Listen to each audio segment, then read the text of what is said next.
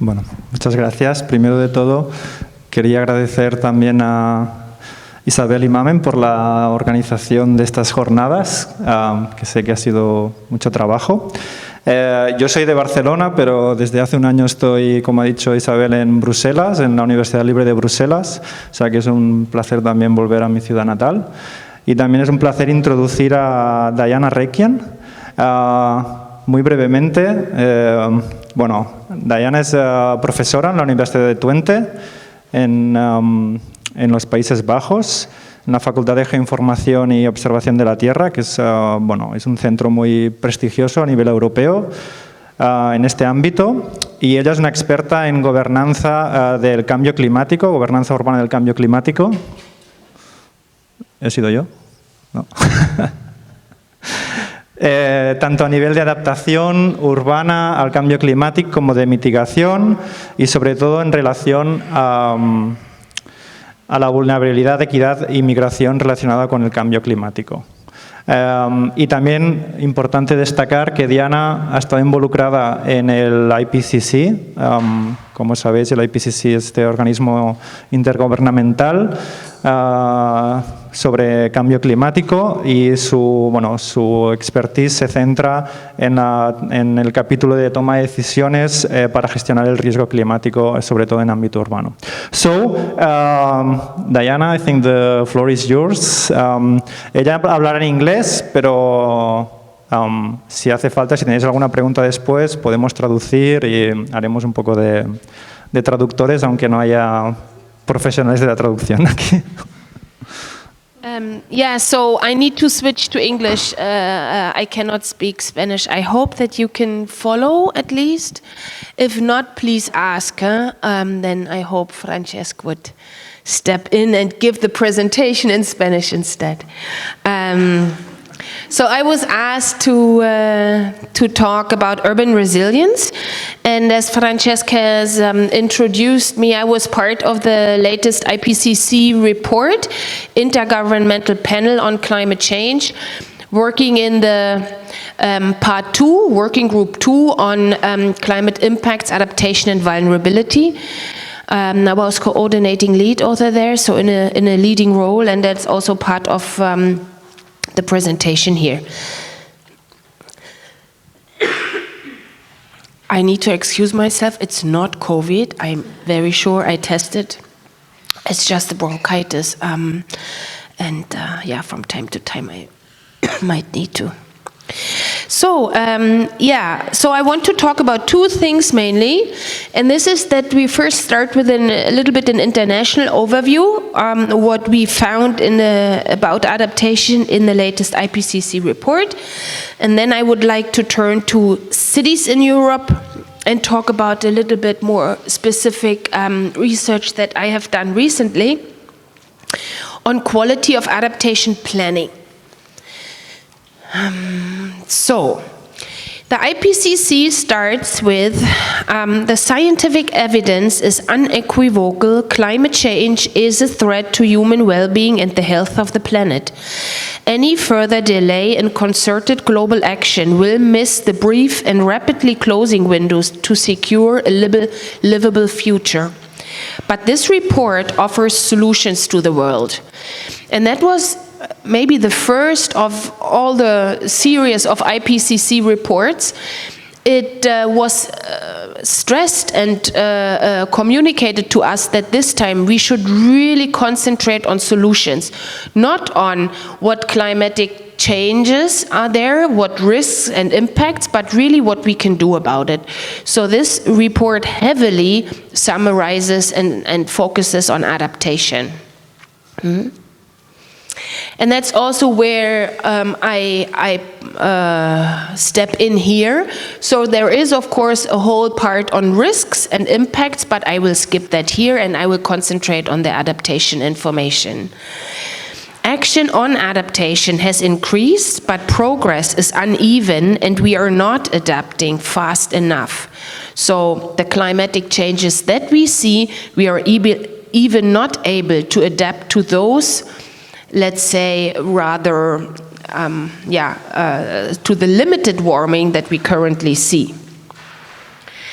And here, for instance, an overview of, on the one hand, actors in adaptation, so cities, food, health, ocean, coastal, poverty, terrestrial, and fresh, so sectors, yeah, water and sanitation, and the other one is the risk or the hazard, drought, precipitation, flood, heat, Arctic sea ice, sea level rise, and oceans.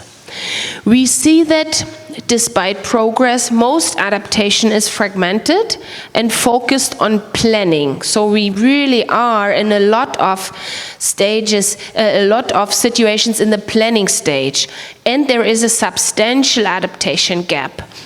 What we see, for instance, there is most research and adaptation focuses on food, in relation to drought and precipitation in Africa, or food in relation to drought and precipitation in Asia. There's also a little bit on it in North America. And what we see in Europe, which is here, is that most publications concentrate on cities and floods. But for instance, on small island states, there is little information. There's also concerning, for instance, Arctic sea ice, there is a lack of information.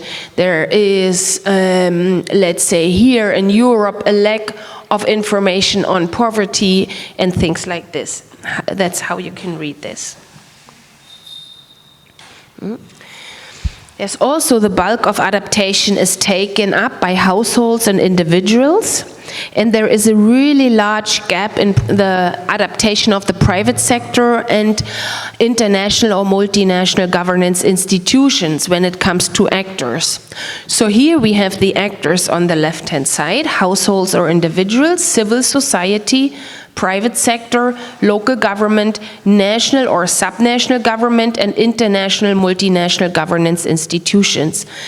We see that households or individuals in Africa and Asia are those actors where most adaptation is reported in the scientific literature. And again, it's mostly related to food security and food issues. It really was, to be honest, a large surprise to us that households and individuals are at the current moment those actors most prominent. We had expected that national and subnational governments are more prominent, and also that local governments would show up more. They do a little bit here, yeah, national governments in food and also in poverty, but local governments are also in these sectors, but not as prominent as households and individuals. So really, as I will later show, households and individuals actually take up most of the adaptation and the risk management that the national or the local governments are not able to do or are not doing. And then here a third one in respect to transformational adaptation.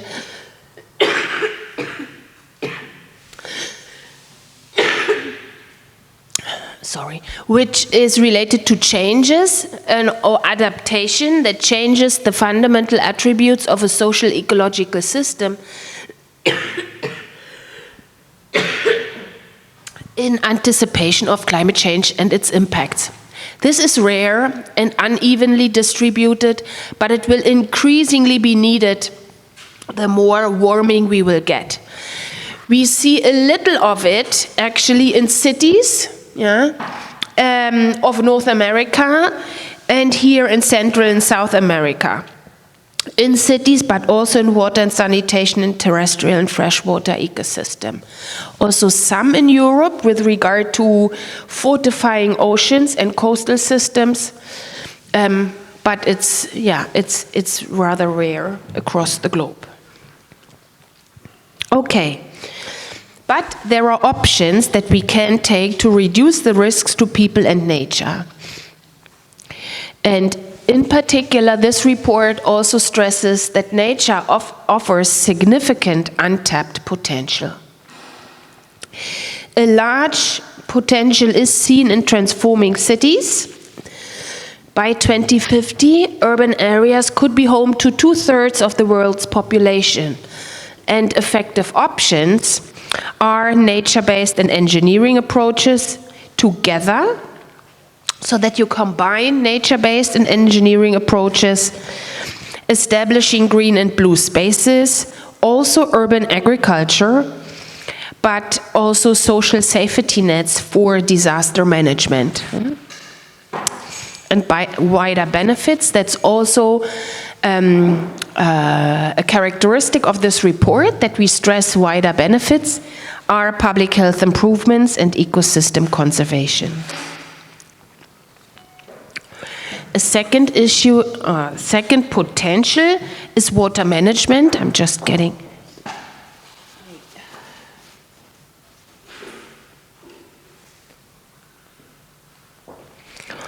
is water management. And here for options for urban areas, we stress rainwater storage and water saving technologies, moisture conservation in soils, so de-sealing, and we also see economic and ecological benefits as well as reduced vulnerability. Along with securing drinking water, flood and drought risk management, working with nature and land use planning plays a substantial role in that. But here for water management options, we need to account for the fact that the effectiveness of these measures decline with increased warming. Yeah? So in particular those that are related to more natural adaptation options. And a large stress, maybe not as important for Europe, although with the Ukraine crisis you might wonder, but definitely for Africa and Asia, is the aspect of improving food security, farm and landscape diversification, community-based adaptation, and strengthening biodiversity are effective options with wider benefits such as food security and nutrition, health and well-being, and also securing livelihoods.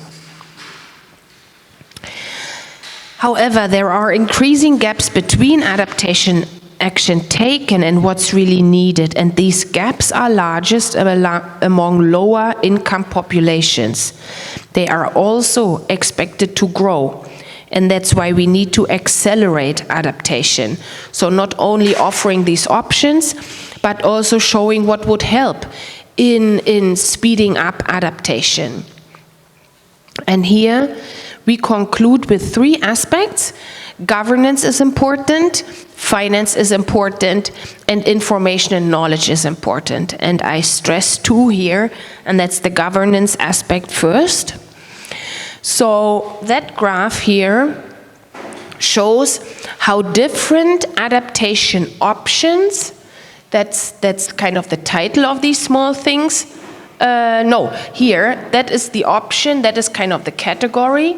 How these are managed, either by the community, by private, or by the public. And how important each of these actors are. So you see yellow is here highlighted for the public sector.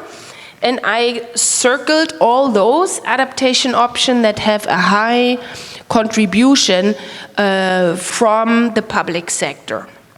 We have 1, 2, 3, 4, 5, 6 circles where the public sector is highly important. For instance, coastal ecosystem-based adaptation, strategic planned retreat, afforestation, ecosystem-based adaptation, resilient infrastructure, and support migration. We have communities and individuals with a high role in resilient infrastructure, in supporting migration, and in poverty reduction, which is also kind of surprising that again, poverty reduction is actually taken up or is managed mostly by the communities and individuals. So not by the state, not by the national and the local governments. And we see that the private sector, which has a medium contribution here in the insurance and in the diversification of livelihoods, that are the only adaptation options where the private sector has actually, let's say, a meaningful, a medium contribution. So the private sector governance is far underutilized. We really need to bring more the private sector into the game. But it's not difficult, because we see that for them it's not easy to see what's the return on investment. Yeah? In terms of governance, we could then summarize that political commitment and follow-through across all levels of government is key. Institutional frameworks are important, with clear goals that prioritize and define responsibilities. Enhancing knowledge of impacts and risks improves responses. Monitoring and evaluation of adaptation measures are essential. And inclusive governance that prioritizes equity and justice and direct participation is also highlighted as key. And now to the other aspect, finance. We see that since AR5, the gap between estimated costs of adaptation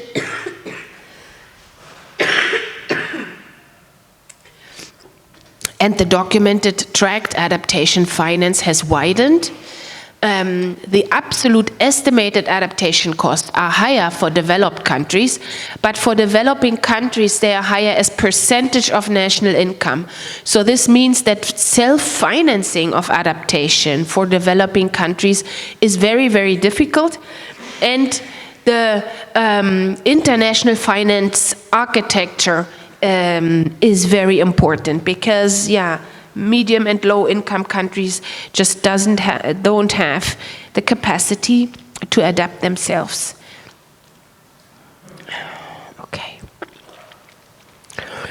And here again, private sector financing for adaptation has been increasingly promoted, but it is limited, especially in developing countries. The key challenge here is demonstrating the financial return on investment. And this is even more difficult in developing countries because of risk, perceived or real, the risk to investors and investment. Yeah?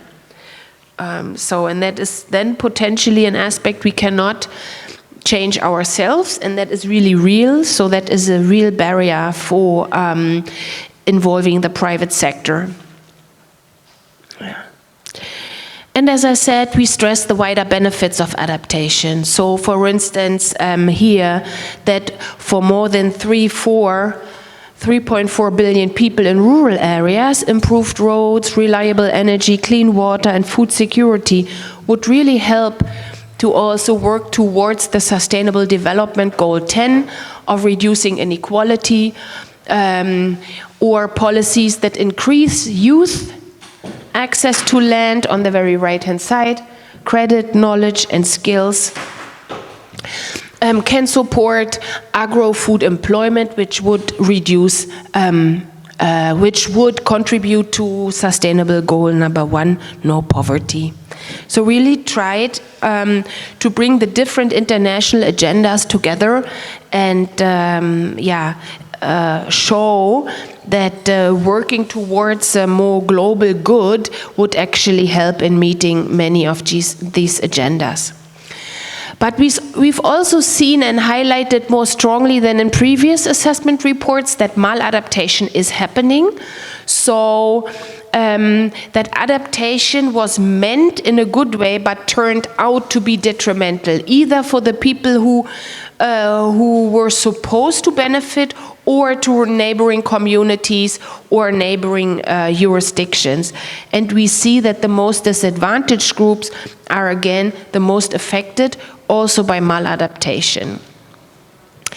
We have done a very thorough investment of maladaptation versus good adaptation, or however you want to call it, successful adaptation or even adaptation.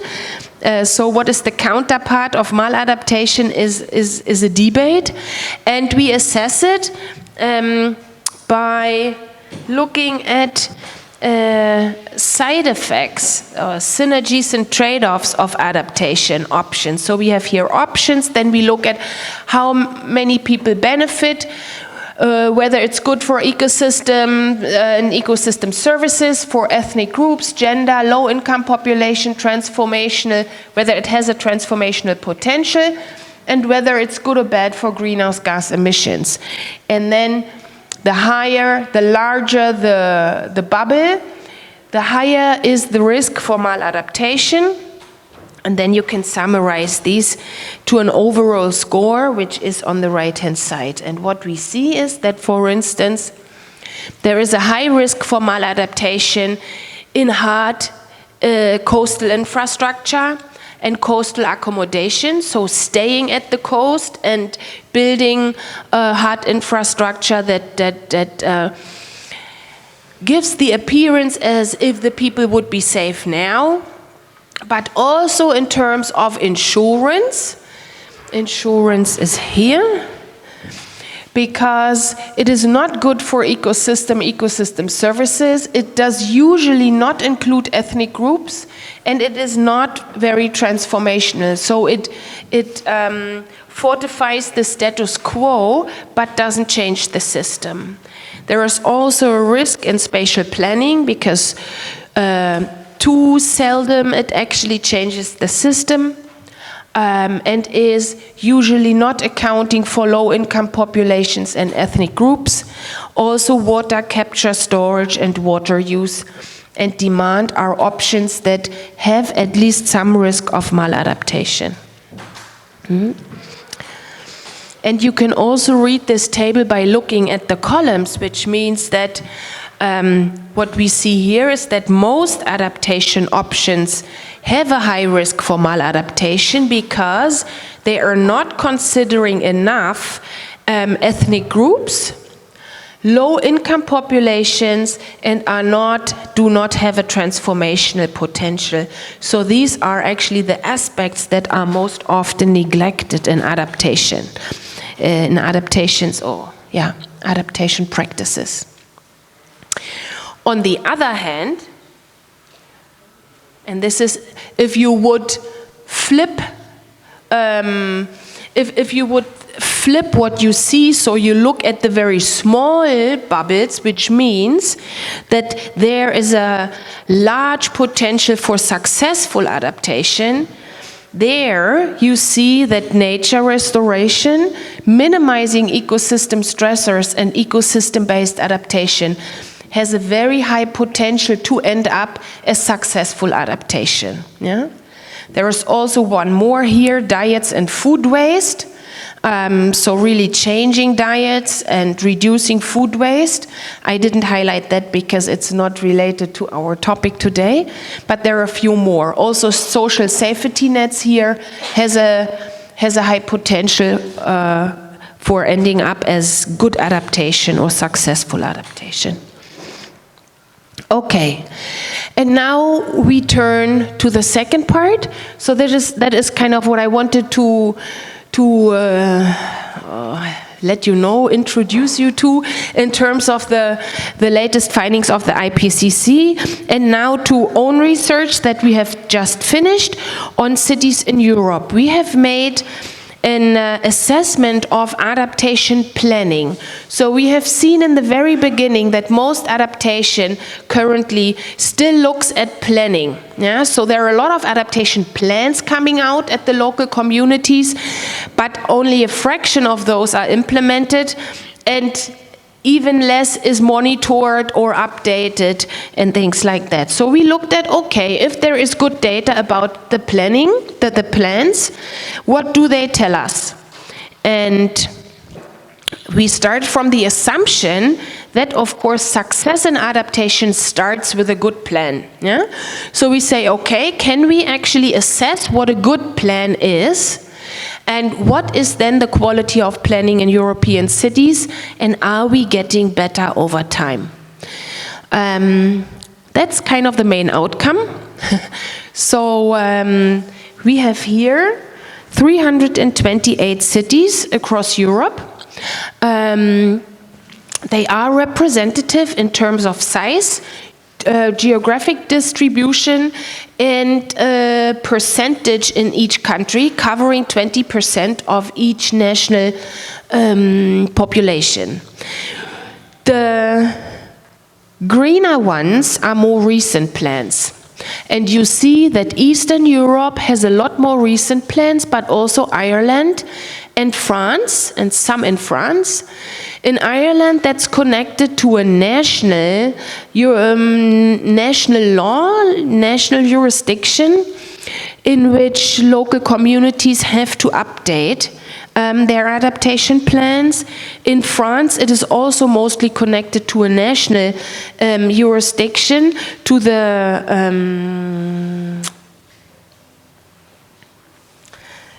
law. It's also a national law.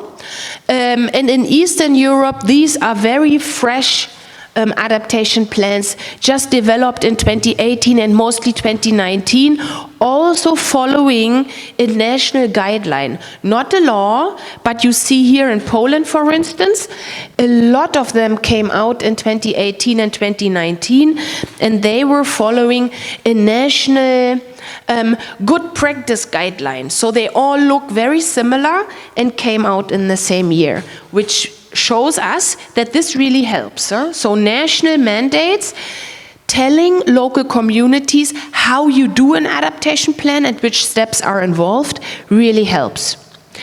When it is a law, but also when it's only a guideline. And we do see newer plans are higher in plan quality, because we have more larger green ones than larger blue ones or yellow ones. So the yellow ones are the oldest, before 2015. The blue ones are medium old, between 2015 and 2018. And after mid of 2018, we have the recent plans which are green. And we see a lot. So, for instance, we have not one older plan that is of high quality.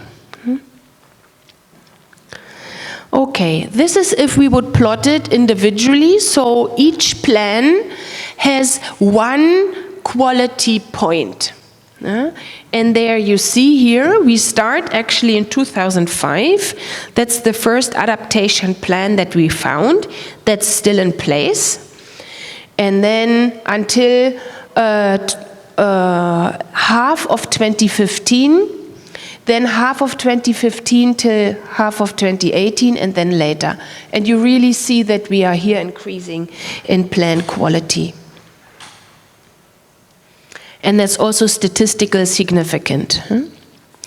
How we have done that? So there is this general decision-making framework that was also taken up by the European Environment Agency, which they call adaptation support tool, but it's actually borrowed from a very general management cycle, yeah? That you prepare something, then you assess, then you identify your options, then you select an option, you implement, and you monitor.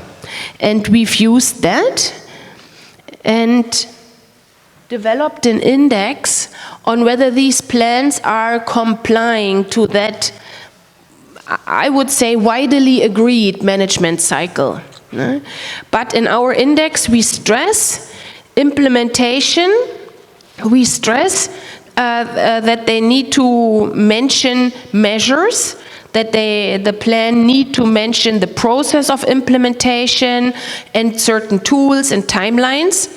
We stress in our index that there needs to be information on monitoring and evaluation, as well as participation. And we check for 5 forms of consistency. This means that we want to see in a plan that what they plan for in terms of measures is also presented in the impacts or risk section.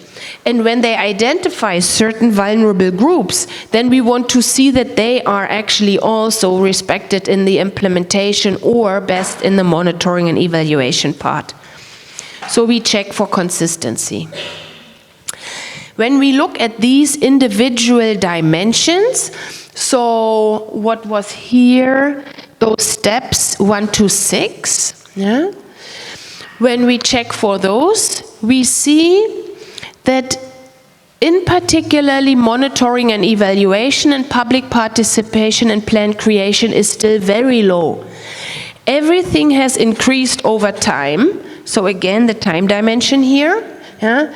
But monitoring and evaluation and public participation is still rather low. So the plans really lack information on that. We need more investment in M&E, and we need more investment in participation.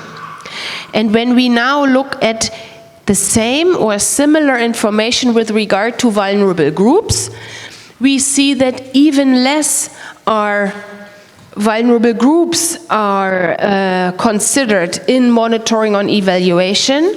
So of 60 plans that mention monitoring and evaluation and have an M&E plan, only something like 8 or 7 also mention that they want to run this by vulnerable groups.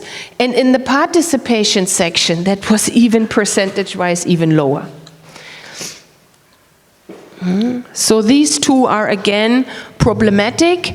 When we look at who was regarded vulnerable and part of those principles, however, we see that children play a substantial role.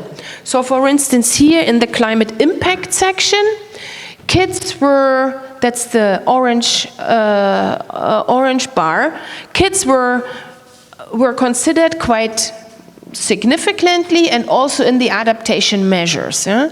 The largest group is the elderly, so most actually plan for the elderly, and the third group are sick people and those in hospitals and care institutions.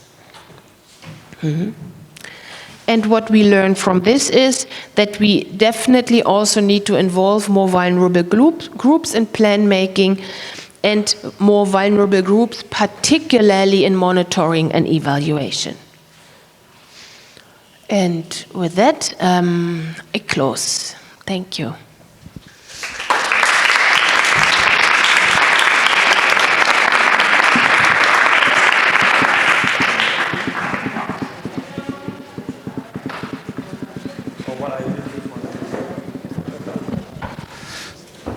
Okay. Thank you very much, Diana, for this amazing overview of the IPCC report and this focus on urban climate adaptation. La idea ahora es, bueno, que haya un poco de espacio para preguntas. ¿Alguien quiere empezar con las preguntas? Yo tengo una, pero me la reservo.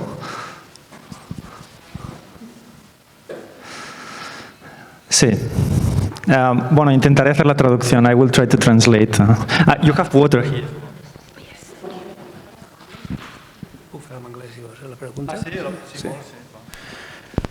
Good evening. Thank you for your presentation. At the beginning, you said that this is a paper about solutions, giving solutions to the problem we have here of the climate change. But all the solutions, the word you use more is adaptation. Yeah, but I found a lack of solutions at the beginning. So of the causes of the climate change, yeah?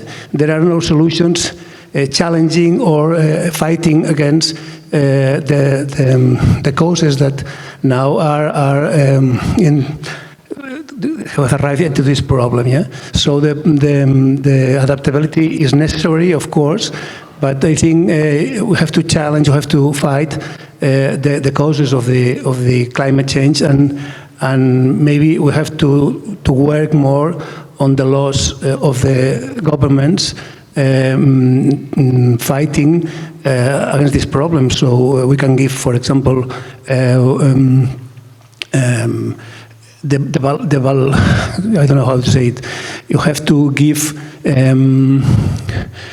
money value to the harm we do to our nature. I don't know if you understand. Yeah. So we have to put fines or put some money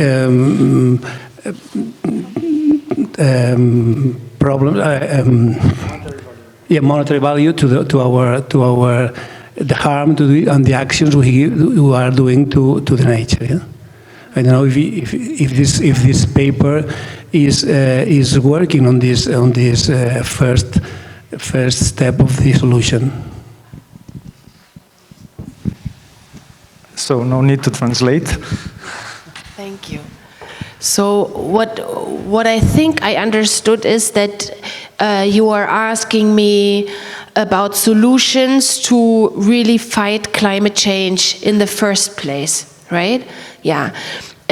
So this is what, at least in the UNFCCC and IPCC context, is then called mitigation, so that you mitigate the climate change, and that's a whole different working group of the IPCC. That is the working group 3 report, which came out 4 weeks after this report, and that is another 3,000 pages on. So this is 3,800 pages on adaptation, and the mitigation part I think has like 200 less or something. I think it was 3,600.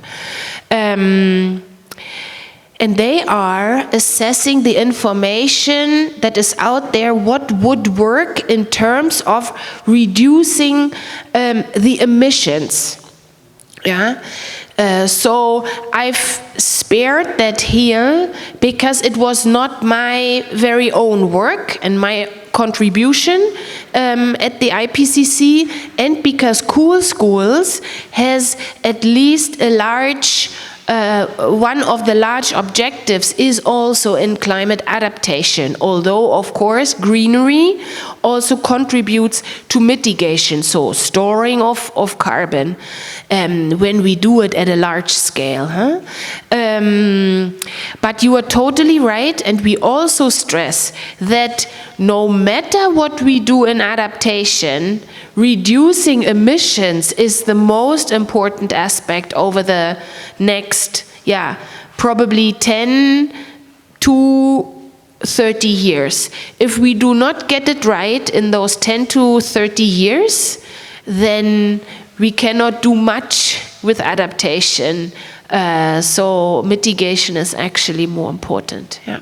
Absolutely agreed. But I didn't talk about this because it was not my own report, so I can only just, I would only be able to give you a very general sense. I was not really involved in the work per se.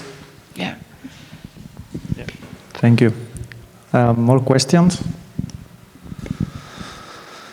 Yes, Filka. Sorry, very quick one. Thanks for the presentation, very detailed, and it's always very nice to have a view of someone who's been working actually on the reports. With respect to the first part of your presentation, you were speaking about the private sector and the untapped potential in the private sector, and you were mentioning in IPCC report that it has to do with a little return on investment that has to do with climate adaptation.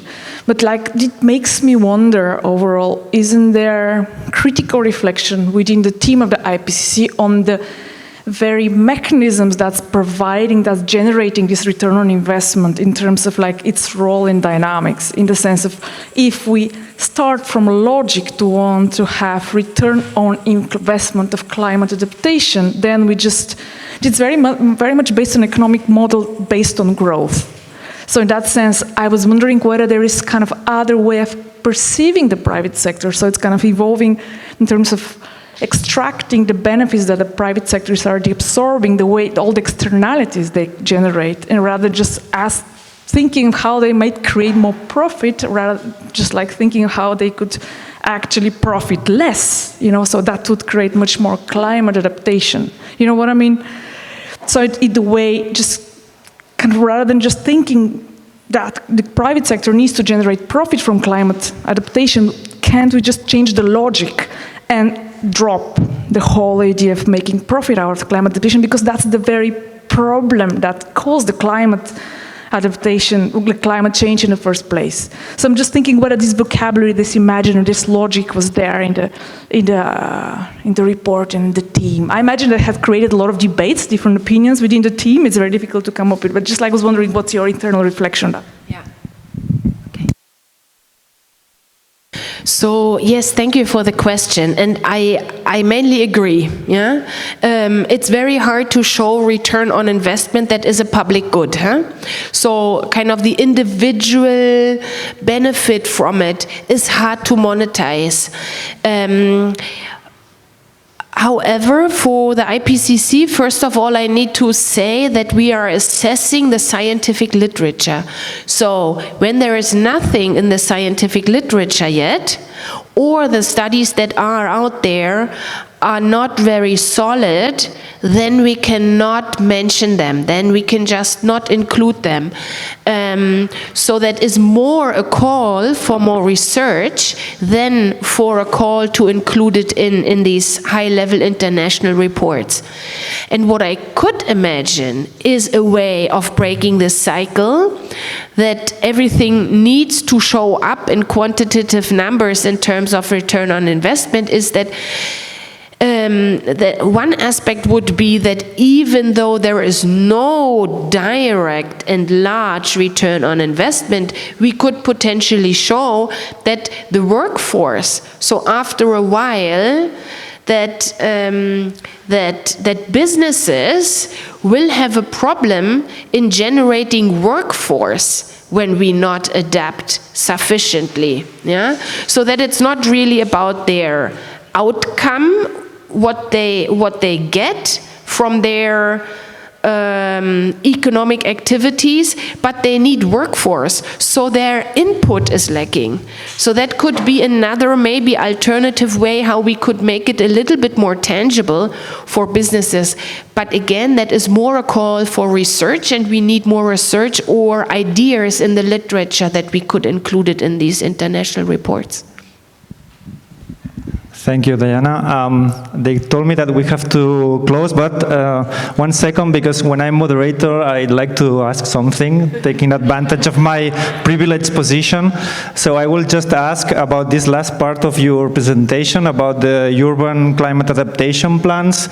I think you have reviewed, like, I don't know, hundreds of plans in this review, and I was wondering if you found, I was wondering to what extent the role of, since we are here in this event about schools and nature, let's say, or climate adaptation in schools, if you found any, let's say, insights about the role of schools or the role of children in these local climate adaptation plans, in or what you have to review so far. If it's something prominent or it was rather, let's say, not there at all.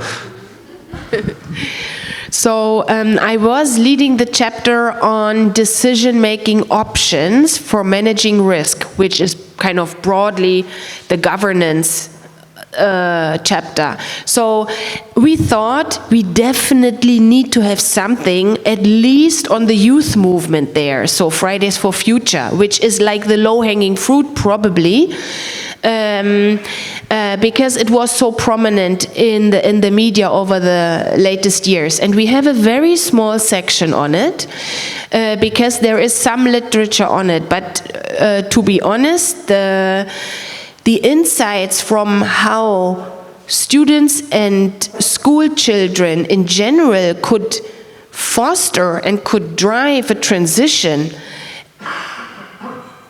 I don't know a section in the entire 3,800 pages where that is assessed.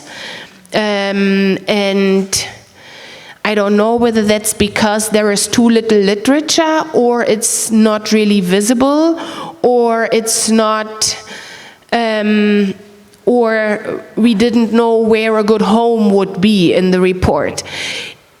It comes up and back frequently because we are also again and again thinking about a summary for youth. And if I'm not totally mistaken, there will be again a summary for youth from this report. There was already one from AR5, but that is kind of the furthest the IPCC got so far in considering respecting youth and the needs of youth and their belongings and their concerns. So we do not have a particular section about what we know about how youth is affected or how youth could actually be a change agent. We mention it in a superficial way, but not very detailed. Yeah. So more work for us as well. Definitely AR7 is coming, so there will be another one. We need to work harder to make it visible. Yeah. Okay, so thank you very much, and I think now we will move to the next part of the